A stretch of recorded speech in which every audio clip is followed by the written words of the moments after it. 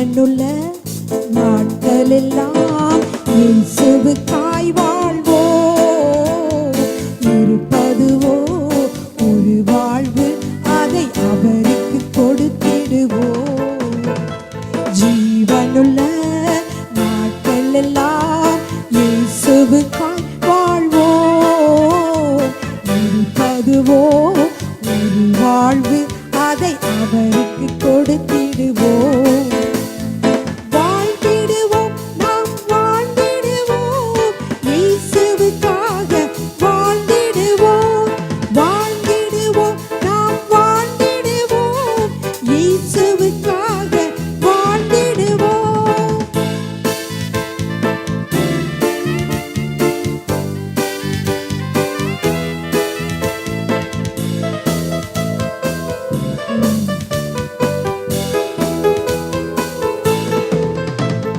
இயேசுவும் தனக்காய் வாழாமல் அவர் நமக்காய் தானே வாழ்ந்தாரே. இயேசுவும் தனக்காய் வாழாமல் அவர் நமக்காய் தானே வாழ்ந்தாரே.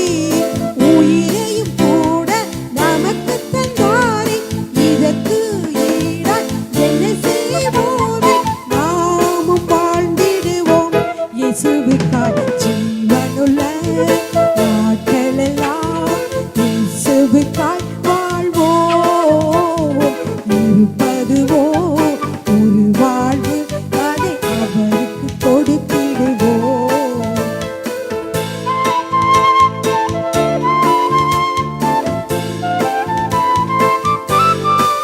ஆமென். ஊழியம் செய்வது பாக்கியமே. ஆமென். அதின் பலனோ இன்று நாம் அறியோம். ஹல்லேலூயா. ஆமென். இயேசு வருகிற பொழுதுதான் நமக்காக அந்த பலனை கொண்டு வருவார். ஹல்லேலூயா. ஆமென். ஊழியம் செய்வது பாக்கியமே, அதின் பலனோ இன்று நாம் அறியோமே. ஊழியம் செய்வது பாக்கியமே, அதின் பலனோ இன்று நாம் அறியோமே. கர்த்தர் ஒரு நாள் வந்திடுவாரே, அன்று இதன் பலன் கொண்டு வருவாரே. கண்டு மகிழ்ந்திடுவோம், துள்ளிடுவோம். ஜீவனுள்ள நாட்களெல்லாம் இயேசுவுக்காய் வாழ்வோம், இருப்பதுவோ ஒரு வாழ்வு, அதை அவருக்கு கொடுத்திடுவோம். யாரோ செய்யட்டும் எனக்கென்ன, நான் நலமாய் வாழ்ந்தால் அது போதும். யாரோ செய்யட்டும் எனக்கென்ன, நான் நலமாய் வாழ்ந்தால் அது போதும். என்றே சுயமாய் வாழ்வதினாலே பின்னால் நீயும் வருந்திடுவாயே, இன்று உணர்வாயோ என்றே வா. ஜீவனுள்ள நாட்களெல்லாம் இயேசுவுக்காய் வாழ்வோம், இருப்பதுவோ ஒரு வாழ்வு, அதை அவருக்கு கொடுத்திடுவோம். உலகத்தையே சொந்தமாக்கினாலும் அதனாலே லாபம் ஒன்றுமில்லையே. உலகத்தையே சொந்தமாக்கினாலும் அதனாலே லாபம் ஒன்றுமில்லையே. இயேசுவுக்காய் நீ எதை செய்தாயோ, அதுவே உனக்கு உதவிடும் என்றும் ஓயாமல் உழைத்திடுவோம் இயேசுவுக்காய். ஜீவனுள்ள நாட்களெல்லாம் இயேசுவுக்காய் வாழ்வோம், இருப்பதுவோ ஒரு வாழ்வு, அதை அவருக்கு கொடுத்திடுவோம். ஜீவனுள்ள நாட்களெல்லாம் இயேசுவுக்காய் வாழ்வோம், இருப்பதுவோ ஒரு வாழ்வு, அதை அவருக்கு கொடுத்திடுவோம். மிகவும் அன்பான சகோதர சகோதரிகளே, அருமையான வேலையிலும் வேதத்தை வாசிக்கலாம் வாங்க என்ற செய்தி மூலமாக உங்களை சந்திப்பதிலே நான் பெருமகிழ்ச்சி அடைகிறேன். ஹல்லேலூயா. ஆமென். பிரியமானவர்களே, நாம் 2 ராஜாக்கள் புத்தகத்தை பார்த்து கொண்டு வருகிறோம். 2 ராஜாக்கள் புத்தகம் 25 அதிகாரங்கள் உடையதாக இருக்கிறது. பிரியமானவர்களே, இந்த இந்த புத்தகங்களை நாம் எலியா தீர்க்கதரிசியை பற்றி பார்த்தோம். இப்பொழுது எலிசா தீர்க்கதரிசியை பற்றி பார்த்து கொண்டு வருகிறோம். எலிசா தீர்க்கதரிசியினுடைய அற்புதங்களை நாம் பார்த்து கொண்டு வருகிறோம். பிரியமானவர்களே, இதுவரைக்கும் நாம் பார்த்தது எலியா தீர்க்கதரிசியினுடைய அற்புதங்களிலே முதலாவது அவர் யோர்தான் நதியை என்ன செய்தார், சால்வையினாலே அவர் அடித்து அது பிரித்து இக்கரைப்பட்டு வந்தார். இது முதல் அற்புதம், யோர்தான் நதி பிளந்தது. இரண்டாவது பார்த்தீர்கள் என்றால் பாலான ஒரு நீரூற்றை அவர் என்னவாக மாற்றினார், ஆரோக்கியமாக மாற்றினார். இது இரண்டாவது அற்புதம். மூன்றாவது அற்புதம் பிரியமானவர்களே, கர்த்தரின் நாமத்திலே அவர் 42 பிள்ளைகளையும் அவரை மொட்டைத்தலை எரிப்பு என்று நிந்தித்த பிள்ளைகளை அவர் சபித்தார். அதனால 2 கரடிகள் அந்த குழந்தைகளை பீறி போட்டது என்று சொல்லி பார்க்கிறோம். இது மூன்றாவது அற்புதம். நான்காவது அற்புதம் என்னவென்றால், உங்களுக்கு தெரியும், இஸ்ரவேல் அரசர், அப்புறம் யூதா அரசர், அப்புறம் ஏதோம் அரசர், அந்த 3 பேரும் போய் எங்க போனாங்கன்னா மோவாபியரை எதிர்த்து அந்த மன்னரோட போரிட சென்றார்கள். ஆனால் அந்த வழியிலே செல்லுகிற பொழுது அவர்கள் ஏதோ மனாந்தர வழியிலே வந்ததுனால என்னாச்சு, அங்க ஒரே தண்ணீர் இல்லாமல் ரொம்ப பயங்கரமான காட்டு மிருகங்களும் அவர்கள் கொண்டு வந்த விலங்குகளுக்கோ அல்லது அவர்களுடைய சேனைகளுக்கோ அல்லது அவர்களுக்கோ தண்ணீர் போதாமல் இருந்தது. பிரியமானவர்கள், எனவே அவர்கள் என்ன செய்தார்கள் என்றால் எலிசா தீர்க்கதரிசியிடம் வந்தார்கள். இந்த எலிசா தீர்க்கதரிசி என்ன செய்தார் என்றால் அவர்களிடம் கர்த்தரிடத்துல கேட்டார். கர்த்தர் அப்பொழுது அவருக்கு ஒரு காரியத்தை, விசுவாச காரியத்தை உரைத்தார். அது என்னவென்றால், நீங்கள் காற்றையும் காண மாட்டீர்கள், மழையும் காண மாட்டீர்கள், ஆனாலும் நீங்களும் உங்கள் ஆடு மாடுகளும் உங்கள் மிருக ஜீவன்களும் குடிக்கும்படிக்கு இந்த பள்ளத்தாக்கு தண்ணீரால் நிரப்பப்படும் என்று சொல்லி மழை வராமல் ஏதோ வழியாக தண்ணீர் அதிகமாக வந்தது என்று சொல்லி பார்க்கிறோம். பிரியமானவர்களே, இது 4வது அற்புதம். அடுத்ததாக பாருங்க, அடுத்ததாக அந்த ஏதோம் மன்னர், இஸ்ரேல் மன்னர், யூதா மன்னர், 3 பேரும் சேர்ந்து என்ன செய்தார்கள் என்றால் அந்த மோவாபியருடைய ராஜாவை என்ன செய்தார்கள், அவர்கள் வெற்றி பெற்றார்கள் என்று சொல்லி பார்க்கிறோம். பிரியமானவர்களே, சரிங்க. அடுத்ததாக பார்த்தீர்கள் என்றால் 4வது அதிகாரத்திலே தீர்க்கதரிசிகளின் புத்திரரில் ஒருவனுக்கு மனைவியாய் இருந்தவள் என்ன செய்கிறாள் என்றால், எலிசாவை பார்த்து, புருஷன் இறந்து போனான், ஆனா எனக்கு கடன் அதிகமாக இருக்கிறது, அதனால இந்த கடன்காரர்கள் என்னையும் என் பிள்ளைகளையும் ரொம்ப என்ன செய்கிறார்கள், அடிமையிலாக்கி கொண்டு போக வேண்டும் என்று பார்க்கிறார்கள். சரிங்க, அந்த வசனத்தை மட்டும் உங்களுக்கு நான் வாசிக்கிறேன். 2 ராஜாக்கள் 4ஆம் அதிகாரம் 1வது வசனம். தீர்க்கதரிசிகளுடைய புத்திரரில் ஒருவனுக்கு மனைவியாய் இருந்த ஒரு ஸ்திரீ எலிசாவை பார்த்து, உமது அடியானாகி என் புருஷர் இறந்து போனான், உமது அடியான் கர்த்தருக்கு பயந்து நடந்தான் என்பதை அறிவீர், கடன் கொடுத்தவன் இப்பொழுது என் 2 குமாரரையும் தனக்கு அடிமையிலாக்கி கொள்ள வந்தான் அப்படின்னு சொல்லிட்டு என்ன செய்யறது என்று கேட்கிற பொழுது அவர் உன்னிடத்துல என்ன இருக்குன்னு சொல்லிட்டு அந்த எண்ணெய் குடத்தை பல பாத்திரங்களை வார்த்து அந்த கடன் பிரச்சனைலாம் அடையும்படியாக அவர் உதவி செய்தார். இது 5வது அவருடைய அற்புதமாக இருக்கிறது. 6வது அற்புதம் என்னவென்றால், அங்கே சுனேமியாள் என்கிற ஒரு சுனேமியாள் ஊராளான ஒரு பெண், கனம் பொருந்திய ஸ்திரீ இருக்கிறாள். அவள் எலிசாவை அடிக்கடி சாப்பிடுவதற்கு கூப்பிட்டு அவரை உபசரிப்பாள். அவள் என்ன சொன்னாள் என்றால் கணவரிடம், இந்த எலிசா என்பவர் மிகவும் ஒரு பரிசுத்தவானாக இருக்கிறார், எனவே இவருக்காக, தேவனுடைய மனுஷனுக்காக நம்ம என்ன செய்வோம், வீட்டில் மேலே ஒரு வீடை கட்டி அதில் கட்டில் மற்றதெல்லாம் வைப்போன்று சொன்னால் அதே போலே வைத்தார்கள். அப்படியாக அவர் கவனித்து கொண்டு வந்திருந்தால் அந்த ஸ்திரீ குழந்தை இல்லாதிருந்தார். கர்த்தருக்குள் மிகவும் பிரியமானவர்களே, நாம் இப்பொழுது எலிசாவுடைய அற்புதங்களை நாம் பார்த்து கொண்டிருக்கிறோம். அதில் பாருங்க பிரியமானவர்களே, பின்பு ஒரு நாள் எலிசா சூனேமுக்கு போயிருக்கும் பொழுது அங்கே இருந்த கனம் பொருந்தி ஒரு ஸ்திரீ அவனை போஜனம் பண்ண வருந்தி கேட்டுக்கொண்டாள். அப்படியே அவன் பிரயாணப்பட்டு வருகிற போதெல்லாம் போஜனம் பண்ணபடி அங்கே தங்குவான். அந்த சகோதரர் என்ன செய்தார்கள் என்றால், இவருக்காக ஒரு வீட்டிலே மேல் அறையிலே அங்கே மெத்தையின் மேல்னா ஒரு மேல் வீட்டில் ஒரு சிறு அறையை கட்டி அவருக்காக கொடுத்திருந்தால். அப்பொழுது அவர் அங்கே தங்குவார். அப்படி இருக்கிற பொழுது ஒரு நாள் கேட்டார், அந்த கேயாசி அவருடைய வேலைக்காரன்கிட்ட கேட்டார், அந்த சகோதரியை கூட்டி கொண்டு வான்ற. அதே மாதிரி சுனேமியாள் ஸ்திரியை கூட்டிட்டு வந்தோன்னே அவர்கிட்ட அவங்ககிட்ட கேட்பாங்க, உனக்கு என்ன வேணுமா, எனக்கு இவ்வளோ உதவி செஞ்சிருக்க, இந்த மாடியில் ஒரு அறையெல்லாம் எனக்காக தயார் பண்ணி நீ கொடுத்துருக்குற, கட்டில், அப்புறம் என்னது அந்த விளக்கு, இல்லை மேஜை, நாட்காலி எல்லாம் வச்சு எனக்கு என்னை நன்றாக நீ கவனிக்கிறாய், உனக்கு என்ன வேண்டும் என்று கேட்கிறார். பிரியமானவர்கள், அதற்கு அவள் சொல்லுகிறாள், எனக்கு ஒன்றும் வேண்டாம், நான் நல்லா சந்தோஷமா இருக்கிறேன்னு. அப்புறம் கேஆசிட்ட கேட்கிறார், கேஆசி அவளுக்கு என்ன நம்ம செய்யணும். கேஎஸ் சொன்னார், அவளுக்கு குழந்தையே இல்லைன்னு சொல்லி. அப்போ உடனே அவர் சொல்லுகிறார், அந்த சகோதரி கூப்பிட்டு சொல்லுகிறார், இன்னும் இன்னும் ஒரு உட்பவ காலத்திலே நான் வருவேன். அப்பொழுது என்னவென்றால், அப்பொழுது உனக்கு ஒரு குமாரன் உண்டாயிருப்பான். அந்த வசனத்தை நான் வாசிக்கிறேன். அப்பொழுது அவன் ஒரு பிராண உற்பத்தி கால திட்டத்திலே ஒரு குமாரனை அணைத்துக் கொண்டிருப்பாய் என்றான். அதற்கு அவள், ஏது தேவனுடைய மனுஷனாகி என் ஆண்டவனே, உமது அடியாளுக்கு அபத்தம் சொல்ல வேண்டாம் என்றான். அந்த ஸ்திரீ கர்ப்பம் தரித்து எலிசா தன்னோட சொன்னபடியே ஒரு உட்பவ கால திட்டத்தில் ஒரு குமாரனை பெற்றான். சரிங்க பிரியமானவர்களே, அடுத்தது பாருங்க. அந்த பிள்ளை வளர்ந்தான். வளர்ந்த பிறகு என்ன நடக்கிறது? ஒரு நாள் அவன் அறுப்பறுக்கிறவர்களிடத்தில் இருந்த தன் அப்படின்னா அது என்னன்னா ஒரு வயல்வெளி. அந்த வயல்வெளியில் அப்பா வேலை செஞ்சுட்டு இருக்காரு. அங்கே போய் அப்பாவை பார்க்க அவன் சென்றான். நான் அங்கே போன பொழுது தலை நோவுகிறதுன்னு சொன்னான். உடனே என்ன செய்தான்? அப்பா போங்க, வேலைக்காரர்களை விட்டு அம்மாட்ட கொண்டு போய் விடுங்க. அம்மா கிட்ட மடியில் படுத்திருக்கும் போது இறந்து விட்டான்.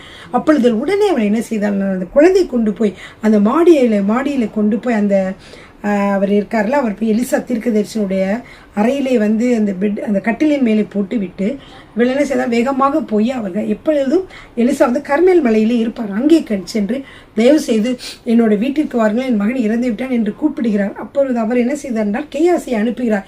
கேயாசி, இந்த தடியை கொண்டு போய் நீ யாரோடையும் பேச வேண்டாம், வருகிறவர்களோடும் பேச வேண்டாம், பேசுகிறவர்களுக்கு பதில் சொல்ல வேண்டாம், வேகமாக சென்று இந்த தடியை கொண்டு போய் அந்த மகன் மீது வை என்று சொன்னார். அவன் முன்னாடி சென்றான். அப்பொழுது அந்த சூனேமியால் என்ன செய்கிறார் என்றால், முடியாத தேவனுடைய மனுஷனை, தயவு செய்து நீங்கள் தான் என்னுடைய மகனை காப்பாற்ற வேண்டும், வாருங்கள் என்று சொல்கிறார். உடனே அவர் எலிசா வருகிறார்.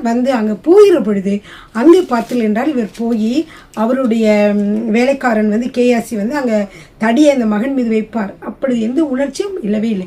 உடனே திரும்ப வருவார். எந்த உணர்ச்சியும் இல்லை, உயிர் வரவே இல்லை என்று சொல்லி உடனே கொண்டிருந்த எலிசா வேகமாக என்ன செய்வார்? கதவை பூட்டி என்ன செய்வார் என்றால் ஆண்டவரிடம் பிரேயர் பண்ணி கொண்டு அந்த குழந்தை மீது அவர் என்ன செய்வார்? வாயோடு வாய் வைத்து பாருங்களேன். அந்த 34வது வசனம் வாசிக்கிறேன்.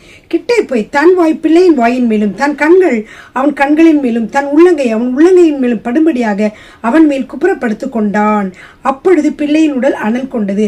அவன் எழுந்து அறை வீட்டில் அங்கும் எங்கும் உலாவி திரும்ப கிட்ட போய் அவன் மேல் குப்புறப்படுத்தான். அப்பொழுது அந்த பிள்ளை 7 தரம் தும்மி தன் கண்களை திறந்தான். இப்படியாக அந்த பையன் நினைச்சுதான் உயிரோடு வந்தான் என்று சொல்லி பார்க்கிறோம். இது அற்புதம், 7வது அற்புதம் பிரியமானவர்களே.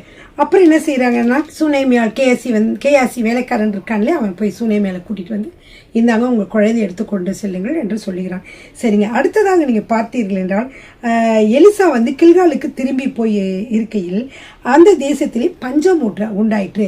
பஞ்சம் உண்டாயிருக்கிற பொழுது தீர்க்கதரிசன புத்திரர்கள் என்ன செய்கிறார்கள் என்றால் அவனுக்கு முன்பாக உட்கார்ந்து இருந்தார்கள். அவன் தன் வேலைக்காரனை வாசிக்கிறேன். அவன் தன் வேலைக்காரனை நோக்கி, நீ பெரிய பானையை அடுப்பிலே வைத்து தீர்க்கதரிசிகளின் புத்திரருக்கு கூழ் காய்ச்சு என்றான்.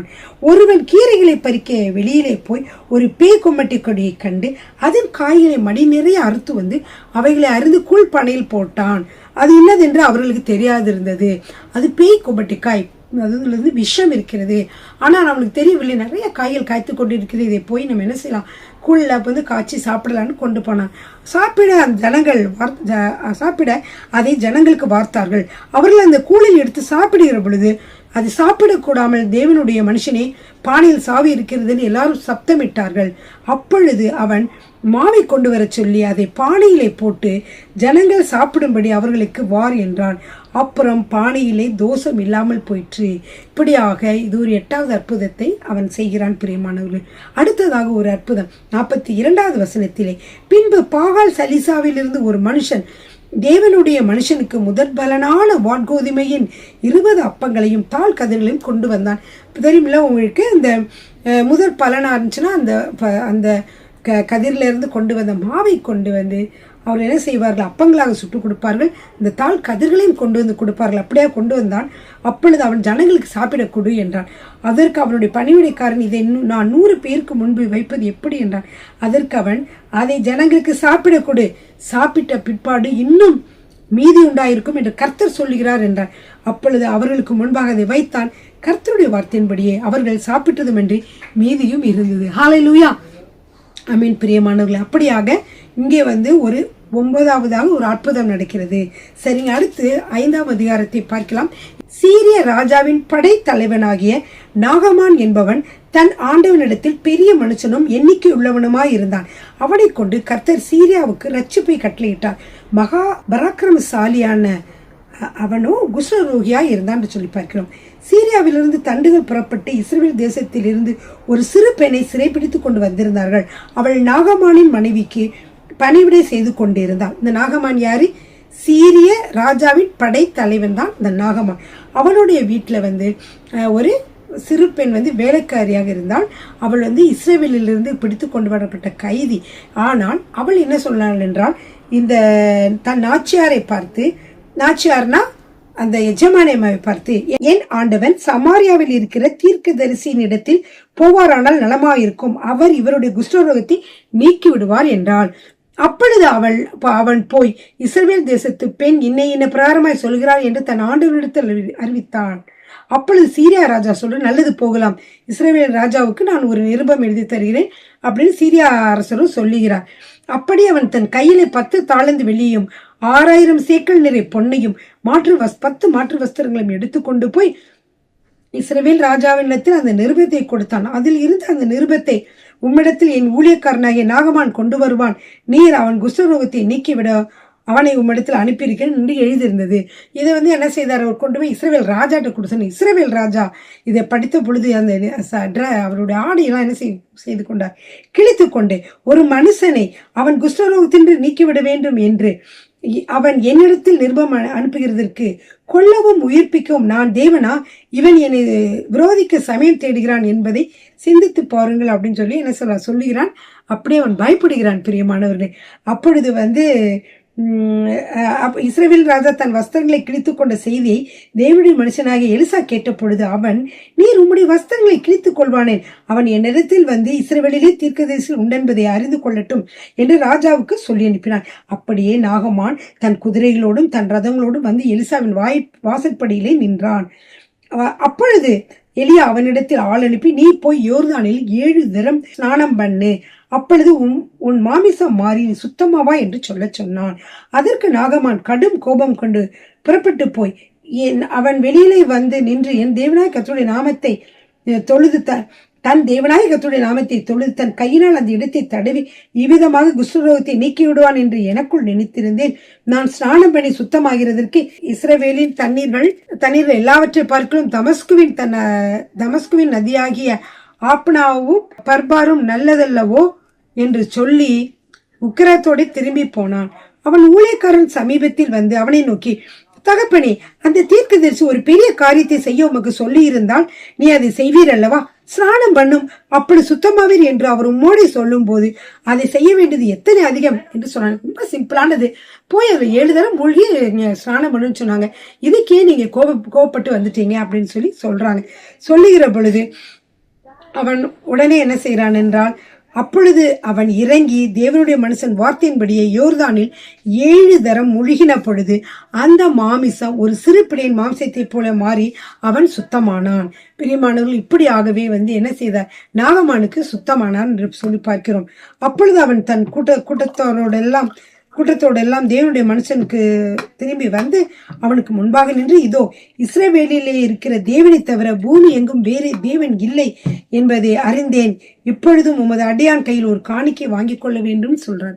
சொல்லும் பொழுது அவர் சொல்றார், இது மாதிரி பெஸ்டான இது மாதிரி ஒரு தேவனை நான் பூமி எங்கும் பார்க்கவே இல்லைன்னு சொல்லி அவரை சாட்சி சொல்கிறார் சீரியா படைத்தலைவன். அப்பொழுது இவர் என்ன சொல்கிறார்னா, நான் உனக்கு அதாவது யாரு? நாகமான் சொல்ற, உனக்கு ஒரு காணிக்கை நான் கொடுக்க விரும்புகிறேன் என்று சொல்லி, அதற்கு அவன், நான் வாங்குகிறதில்லை, கர்த்தருக்கு முன்பாக அவனுடைய ஜீவனை கொண்டு சொல்லுகிறேன் என்றான். வாங்க வேண்டும் என்று அவனை வருந்தினாலும் தட்டுதல் பண்ணிவிட்டான். அப்பொழுது நாகமான், ஆனாலும் 2 கோவேறு கழுதைகள் சுமக்கத்தக்க 2 பொதி மண் உமது அடியனுக்கு கட்டளையிட வேண்டும். உமது அடியன் இனி கர்த்தருக்கே அல்லாமல் அந்நிய தேவர்களுக்கு சர்வாங்க தகனத்தையும் பலியும் செலுத்துவதில்லை அப்படின்னு நாகமான் சொல்றாரு. ஆனாலும் 2 கோவேறு கழுதைகள் சுமக்கத்தக்க 2 பொதி மண் உமது அடியனுக்கு கட்டளையிட வேண்டும். உமது அடியன் இனி கர்த்தருக்கு அல்லாமல் அந்நிய தேவர்களுக்கு சர்வாங்க தகனத்தையும் பலியும் செலுத்துவதில்லை. ஒரு காரியத்தை கர்த்தர் உமது அடியனுக்கு மன்னிப்பாராக. என் ஆண்டவன் பணிந்து கொள்ள ரிமோன் கோவிலுக்கு பிரவேசிக்கும் பொழுது நான் அவருக்கு கையிலாக கொடுத்து ரிமோன் கோவிலிலே பணிய வேண்டியதாகும். இப்படி ரிமோன் கோவிலில் நான் பணிய வேண்டிய இந்த காரியத்தை கர்த்தர் உமது அடியனுக்கு மன்னிப்பாராக என்றான். அதற்கு அவன், சமாதானத்தோட போ இவன் என்றான். இவன் புறப்பட்டு கொஞ்ச தூரம் போன பொழுது என்ன செய்கிறார் என்றால் எலிசா போய்விட்டார். ஆனா எலிசாவோட கூட இருந்த எலியாவுடைய வேலைக்காரன் என்ன செய்கிறான், அவன் போகவில்லை. அவன் என்ன செய்கிறான், அவன் வந்து ஒரு திருட்டுத்தனம் பண்றான்.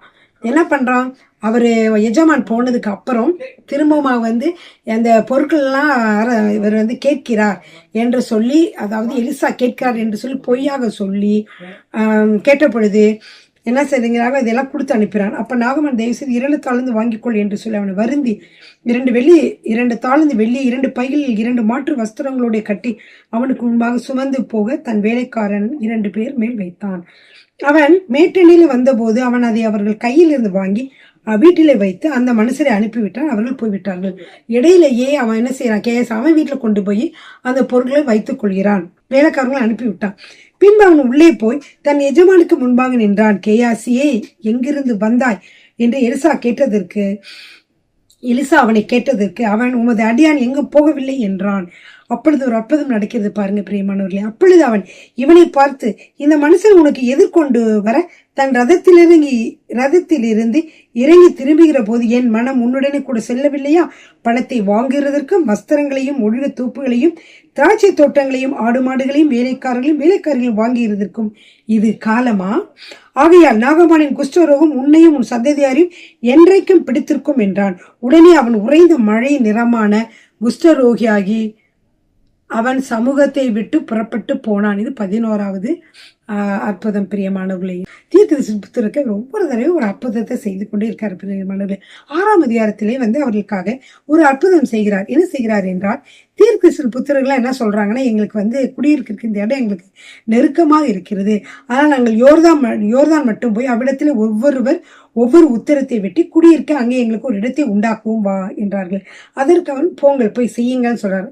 அப்பொழுது அவர்கள் என்ன செய்யறாங்க, தயவு செய்து உம் அடியாரோடி நீர் வர வேண்டும் என்று கூப்பிட்டார்கள். அதற்கு அவன் வருகிறேன் என்று சொன்னான்.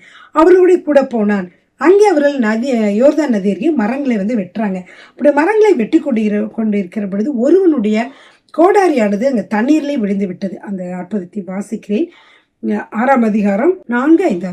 அவர்களுடைய கூட போனான். அவர்கள் யோர்தான் நதி அருகே வந்தபோது மரங்களை வெட்டினார்கள். ஒருவன் ஒரு உத்திரத்தை வெட்டி வீழ்த்துகையில் கோடாரி தண்ணீரில் விழுந்தது. அவன், ஐயோ என் ஆண்டவனே, அது இரவலாக வாங்கப்பட்டது என்று கூவினான். தேவனுடைய மனுஷன், அது எங்கே விழுந்தது என்று கேட்டான். அவன் அந்த இடத்தை காண்பித்த பொழுது அது ஒரு கொம்பை வெட்டி அதை அங்கே எரிந்து அந்த இரும்பை மிதக்க பண்ணி அதை எடுத்துக்கொள் என்றான். அப்படியே அவன் தன் கையை நீட்டி அதை எடுத்துக்கொண்டான். இது வந்து ஒரு இரும்பை தண்ணீரிலே மிதக்க வைக்க முடியுமா?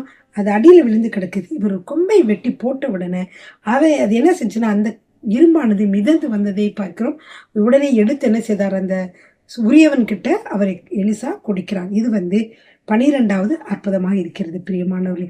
இப்படியாக இது வந்து ஒரு அற்புதம் நடக்கிறது. அந்த காலத்திலே சீரியாவின் ராஜா இஸ்ரேலுக்கு விரோதமா யுத்தம் பண்ண இன்னென்ன ஸ்தலத்திலே பாளையம் இறங்குவேன் என்று தன் ஊழியக்காரோட ஆலோசனை பண்ணினான். இந்த சீரியா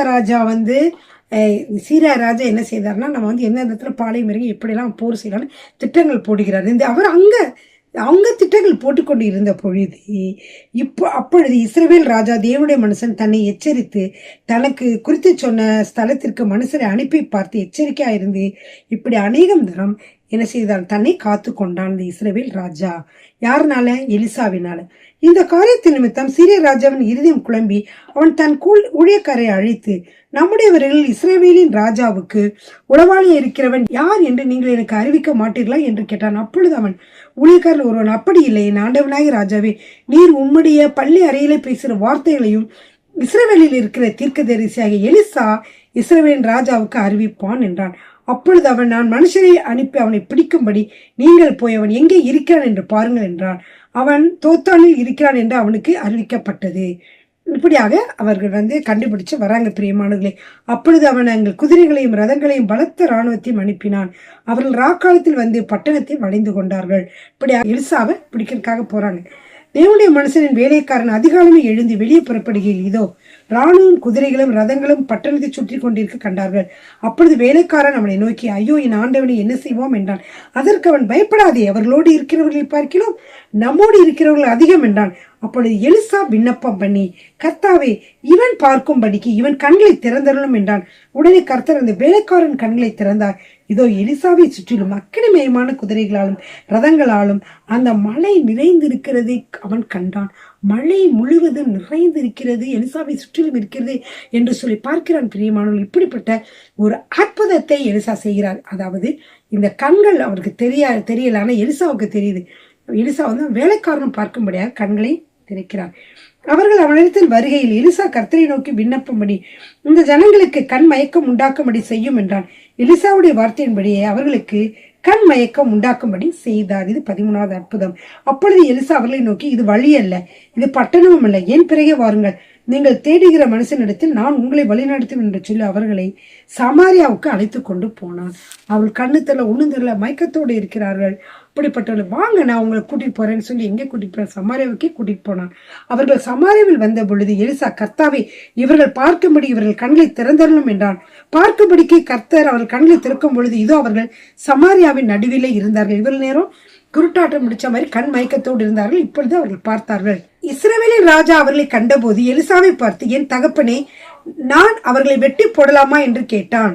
அதற்கு அவன், நீர் வெட்ட வேண்டாம், நீர் உம்முடைய பட்டயத்தினாலும் உம்முடைய வில்லினாலும் சரியாக்கி கொண்டவர்களை வெட்டுகிறீரோ? இவர்கள் புசித்து குடித்து தங்கள் ஆண்டவனிடத்திற்கு போகும்படிக்கு அப்பமும் தண்ணீரும் அவர்களுக்கு எதிரில் வையும் என்றான். அப்பொழுது அவர்கள் பெரிய விருந்து பண்ணி அவர்களுக்கு புசித்து குடித்த பின்பு அவர்களை அனுப்பிவிட்டான். அவர்கள் தங்கள் ஆண்டவனிடத்தில் போய்விட்டார்கள். சீரியரின் தண்டுகள் இஸ்ரவேல் தேசத்தில் அப்புறம் என்ன செய்யவில்லை, வரவே இல்லை. இப்படியாக ஒரு அற்புதம் அங்கு செய்தார். இதற்கு பின்பு சீரியாவின் ராஜாவாகிய பெனாதத் தன் இராணுவத்தை எல்லாம் கூட்டிக் கொண்டு வந்து சமாரியாவை முற்றுகை போட்டான். அதனால் சமாரியாவிலே கொடிய பஞ்சம் உண்டாயிற்று.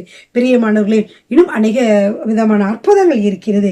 அந்த அற்புதங்கள் எல்லாம் நம்ம அடுத்த வீடியோவிலேயே நாம் பார்க்கலாம். பிரியமானவர்களே, இந்த அற்புதங்கள் எல்லாம் தியானியங்கள். கர்த்தர் எப்படியாக இந்த எலிசா என்ற தீர்க்கதரிசிக்கு செய்தார், அதே போலவே நாமும் ஒவ்வொரு நாளும் நாமும் கர்த்தரிடத்திலே வாஞ்சியோடு கூட கேட்க வேண்டும். கர்த்தாவை, எங்களையும் ஆண்டவரை அபிஷேகங்க, உங்களுடைய அபிஷேகத்தினால் நிரப்புங்க. அது மட்டும் இல்ல, எங்களுக்கும் ஆண்டவரே இந்த அற்புதங்களை செய்யக்கூடிய அந்த தாளந்தை கொடுங்க, அல்லது அற்புதங்களை செய்யக்கூடிய வரங்களை கொடுங்க என்று சொல்லுங்க. ஏன்னா 9 வரங்களில் அற்புதங்களை செய்யக்கூடிய வரமும் இருக்கிறது. பிரியமானவர்கள், ஹல்லேலூயா. இன்றும் அநேகர் அந்த வரத்தை செய்து கொண்டிருக்கிறார்கள். ஹல்லேலூயா, ஆமென். கர்த்தர் உங்களை ஆசீர்வதிப்பாராக. ஹல்லேலூயா, ஆமென். கர்த்தர் உங்களை ஆசீர்வதிப்பாராக.